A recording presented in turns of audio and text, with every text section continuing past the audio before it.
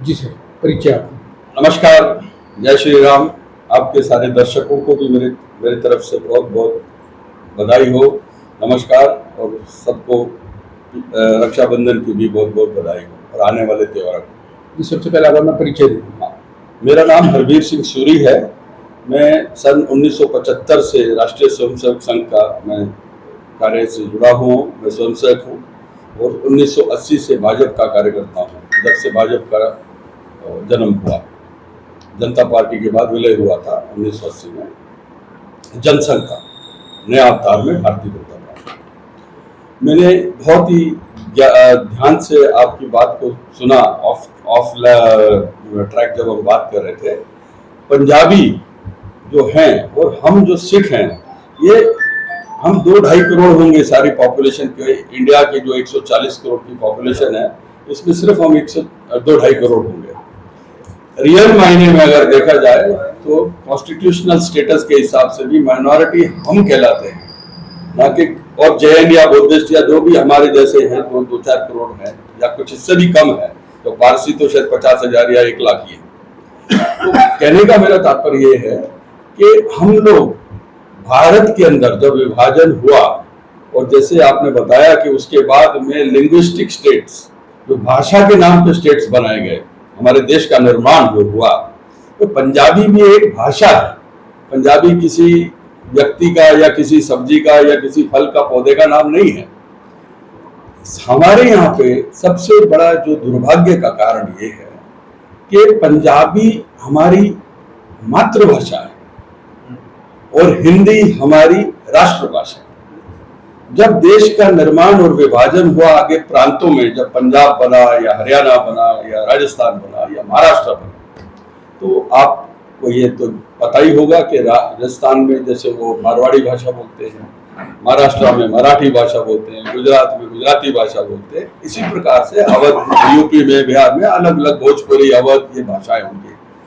पंजाब में दुर्भाग्य का कारण ये रहा कि जितने पंजाबी वहां पर हैं, उसमें सिखों को भी मैं गिनती में नहीं तो है मेरे पास, लेकिन जब सेंसस हुआ या जब भी कोई वहां पे सरकारी ऑफिसर गया इसके सेंसस के हिसाब से या जनता जनगणना के हिसाब से, तो अपनी लैंग्वेज जो है, मातृभाषा जो उन्होंने हिंदी लिखा है। इसके लिए वो खुद ही दोषी है। और आज जितने लोग हैं जो पंजाबी अपने आप को जैसे कहते हैं, कि कोई कहता है आज 20-25 करोड़ पंजाबी हैं पूरे भारत में, 140 में से शायद 20 करोड़ होंगे, लेकिन उनमें से ये 2 लाख भी अपने भाषा को पंजाबी नहीं लिखवाते। सरकार इन चीजों का दुरुपयोग करती है। आप समझे कि नहीं? सरकार कोई भी हो, ये तो अभी हम लोगों की खुशकिस्मती है और बहुत अच्छा सौभाग्य है कि प्रधानमंत्री मोदी जी के रूप में हमें मिले हैं, जो हमारे देश का सोच रहे हैं, देश कैसे आगे बढ़े। हमारी जो सोशल कल्चर वैल्यूज जिससे हम भटक चुके थे, आज का जो नौजवान है उन्हें कुछ नहीं पता। उनको अगर आप महाभारत के बारे में पूछें, गीता के बारे में पूछें, तो कोई ज्ञान नहीं है, कोई बेसिक नॉलेज भी उनको नहीं पता है। आप पूछ लें भाई पांडव कौन थे या तो उनके नाम भी नहीं बता पाएंगे आप। तो मेरा अंत में मैं अपनी बात को यहाँ पे ज्यादा आगे ना बोलते हुए सिर्फ ये कहूंगा कि हमें जुड़ना है, जोड़ना है। और किसी भी सामाजिक कार्य के अंदर जब जाते हैं तो सिर्फ पढ़ाई ही नहीं देखनी है। जो भी हमारी जो निचली वर्ग के जो लोग हैं, जो फाइनेंशियली इकोनॉमिकली थोड़ा सा पीछे रह गए हैं, तो उनमें उनकी हेल्थ, उनकी एजुकेशन, उनकी आगे मैरिज या उनकी जो आगे और भी जो जरूरतें हैं, इन सब पे फोकस करके करें तो ही इस देश का सही दिशा में निर्माण होगा। और हमारी जो कोई भी जागृति या कोई भी संस्था बनाते हैं तो उसका सही मायने में उद्देश्य पूरा होगा। सर, आपने अपनी तमाम बातें रखी, लेकिन आपकी बातों में एक सवाल उभर के सामने आया। बोलिए। आपने अभी कहा कि हमारी जो कम्युनिटी है लगभग 20 करोड़ के आसपास है। 140 पंजाबी 20 करोड़ के आसपास है पूरे हिंदुस्तान की बात करें तो। लेकिन आप लोगों के सामने में एक बड़ी चुनौती है।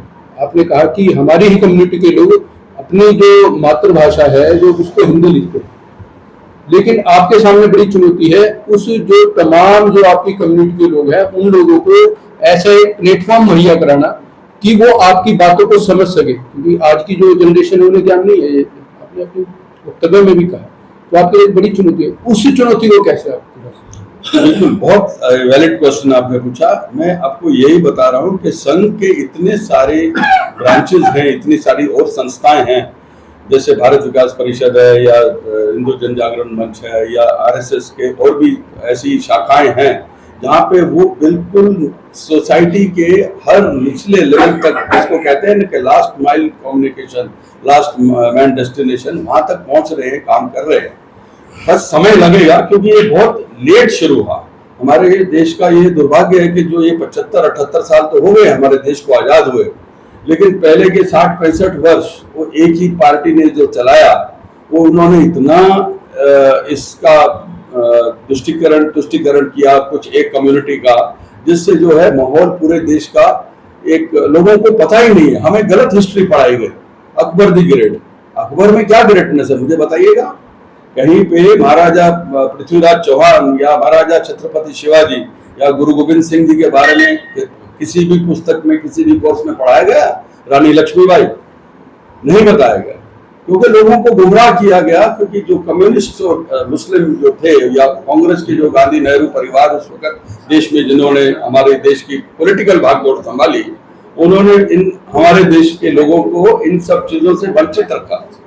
उन्होंने हमारे लोगों को ये बातें बताने ही नहीं दी कि सही मायने में हमारे देश की आजादी में सिर्फ गांधी और नेहरू का रोल नहीं है, बहुत से लोगों का रोल है।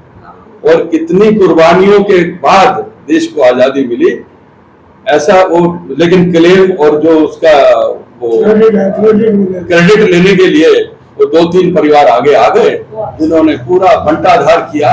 और आपको मैं ये बोलने में भी संकोच नहीं करूंगा कि उन लोगों की भी जो बाद में दशा हुई वो किसी कारण ही हुई, ऐसा नहीं होता है, क्योंकि जैसा बोओगे वैसा पाओगे। तो सर अपने अपने कर्म। मेरा अब फिर दोबारा फिर सवाल वही है, बोलिएगा, कि जो आपकी भाषा है उसकी जो लड़ाई अब आपने कहा, अभी हमारी जो नई जनरेशन है वो हमारी भाषा को समझे, तो आपको नहीं लगता इसकी शुरुआत हमें अपने परिवारों से करनी पड़ेगी? बिल्कुल, क्योंकि आज जो भागदौड़ की जिंदगी में, या हम कहें विकास कह लो, इसे कुछ भी कह सकते हो, इंग्लिश भाषा हर परिवार में इस कदर आ चुकी है कि जो हमारी मातृभाषा है, जो हमारी राष्ट्रभाषा है, उसकी तरफ परिवारों का ध्यान बिल्कुल नहीं। तो कहीं ना कहीं हमें इसकी शुरुआत अपने परिवारों से ही करनी पड़ेगी, क्योंकि आप 20 करोड़ लोगों तक जब भी पहुंच सकते हो जब आप परिवार से शुरुआत कर सकते हो। बिल्कुल सही बात कही आपने गर्ग जी। और इसकी तो मैं आपको क्या उदाहरण के रूप में अगर आप देखिए तो प्रधानमंत्री मोदी जी हैं, ऐसा नहीं है कि उनको अंग्रेजी या इंग्लिश नहीं आती है, क्योंकि इंग्लिश में कुछ बोलना एक स्टेटस सिंबल माना जाता है जी। आज प्रधानमंत्री बेबाकी से अपनी बात, चाहे यूएन में हो, चाहे अमेरिका में हो, चाहे रशिया जाए, किसी भी कंट्री में जाते हैं या भारत में भी हिंदी में बात करते हैं। इसका कारण क्या है कि वो हिंदी भाषा को, हमारी राष्ट्रभाषा को महत्व देते हैं, जबकि उनकी मातृभाषा भी गुजराती है। और मैं तो मुंबई में 35 साल रहा हूं।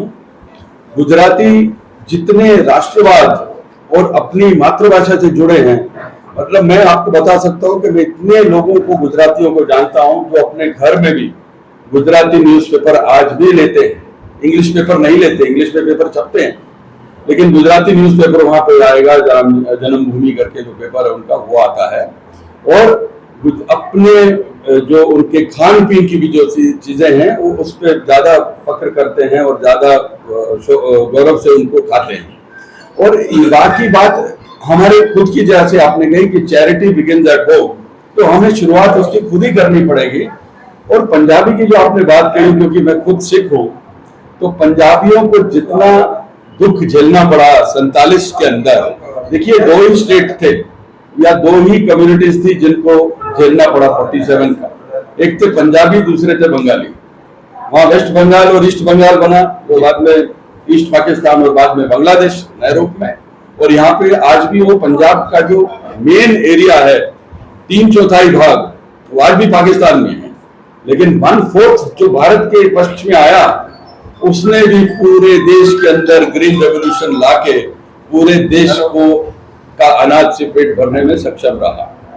लेकिन इधर मैं थोड़ी सी, अगर आपकी इजाजत हो, कि मैं आपको एक बात बताऊं कि हमारे पॉलिटिशियंस ने इतनी मूर्खता की है, जबकि 1947 में 45 से शुरू हो गया था ब्रिटिश के दिमाग में कि अब ज्यादा टाइम हम नहीं रह सकते, क्योंकि आजाद करना पड़ेगा के बाद उनकी पीठ टूट चुकी थी, कमर टूट चुकी थी, और सिखों का बहुत बड़ा योगदान है। उस वक्त ब्रिटिश की फौज में भी सिखों का रोल था, क्योंकि सिख जो है ये हम लोग हैं क्षत्रिय, जैसे आप हम लोग we are Kshatriya, we are fighters, हम फाइटिंग कौम हैं। लेकिन हमारे जो इसका उदाहरण भी है, सिख रेजिमेंट हमारी सेना में एक अलग से रेजिमेंट बना। ये तो रेजिमेंट से बाद में बनी। हमारे जो छठे गुरु थे, गुरु हरगोबिंद साहब, वो 2 तलवारें पहनते थे, एक पीरी और एक मीरी बोलते थे, एक भक्ति और दूसरी शक्ति। आज दुर्भाग्य ये है कि लोगों ने वो जो भक्ति तो कर रहे हैं अपने हिसाब से जितने भी लोग, लेकिन अपने जो शक्ति का जो रूप है, अपने जो शस्त्र हैं, वो खो बैठे, उनसे वंचित है। तो खैर मैं विषय से भटकूं ना, और आपको भी, आपके दर्शकों को भटकाऊं ना।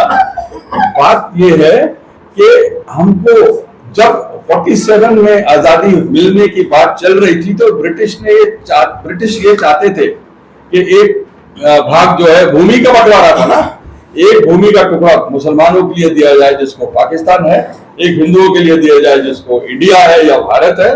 और उन्होंने ये ऑफर सिखों को भी की थी कि आप लोग भी ले लीजिए, क्योंकि वो सिखों के प्रति थोड़ा सा उनके एक सॉफ्ट कॉर्नर भी था, और कहीं ना कहीं उनके मन में ये ऋण भी था कि इनके कारण ही हम वर्ल्ड वॉर में जो है जीत पाए।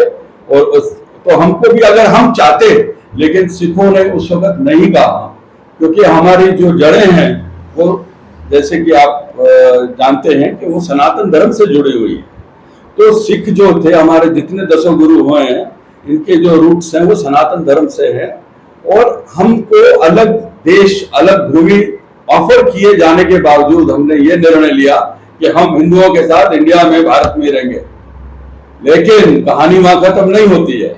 आप तो पत्रकार हैं, आपको तो पता होगा कि 2 दशक के लिए जब पाकिस्तान में आग लगी थी, वो क्यों लगी थी और किसने लगाई थी, वो विषय अलग है। क्यों लगी थी, इस पे आज तक किसी ने खोजबीन नहीं की है।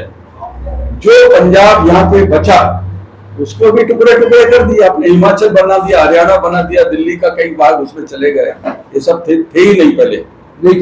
तो पंजाब के साथ जो एक बोलते हैं ना कि जो क्या बोलते हो, इंडिफरेंस और ऐसा एटीट्यूड सरकारों की, समय समय की सरकारों ने करती रही है, जिसकी वजह से सिख समाज और पंजाबी समाज वो इन चीजों को आराम से लेने वाले व्यक्ति नहीं है। ये कौम ही ऐसी है, ये अपनी बात को बेबाकी से उठाती है और जरूरत पड़ने पे बहुत कुछ कर जाती है। भारत माता की जय।